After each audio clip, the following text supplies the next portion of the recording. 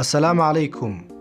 dhagayaraha waa ubax qalalan oo ka baxa geedka loo yaqaan cloves waana midho faa'iidooyin badan leh cunahan iyo cabitaan ahaanba. wadanka ugu badan ee uu dunida ka baxana waa Zanzibar oo haatan loo yaqaan Tansaaniya. sidaa daraadeed Hindiya iyo Shiinaha waxay u adeegsan jireen dhagayaraha 2000 oo sano ka hor daaweynta afshiirka, waxaana la siin jiray qof walba oo boqoradooda soo booqanaya si uu afkiisa u carfiyo.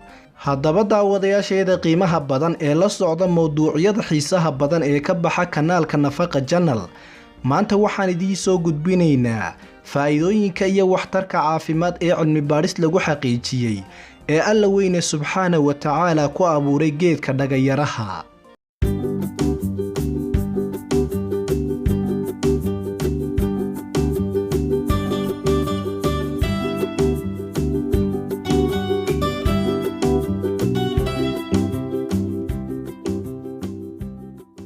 intaa kadib haddaynu u gudubno faa'iidooyinka caafimaad ee dhagayaraha.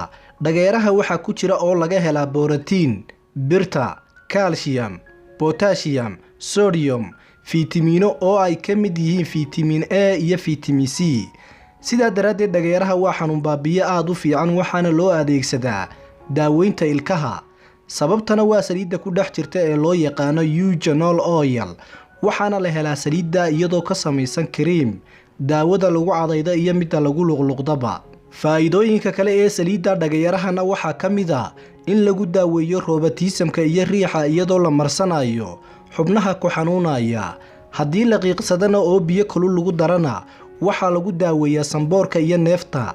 sidaa darteed waxay kaloo faa'iido u leedahay in bakteeriyada ay disho, waxaana lagu nadiifiyaa nabraha, dhaawacyada, fangaska gala faraha lugaha dhexdooda. faa'iidooyinka kale dhagayaraha waxaa ka mid ah in lagu daaweeyo dheefshiid xumada, shubanka iyo calool majiirka. waxaana ku jirta dhagayaraha maado u eg aashitada caloosha laga helo oo ka qayb qaadata shiididda cuntada iyo la dagaalanka bakteeriyada caloosha.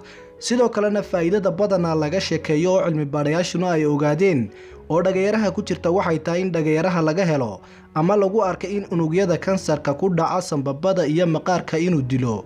sidaa awgeedna loo adeegsado ka hortagga kansarka labada noocba.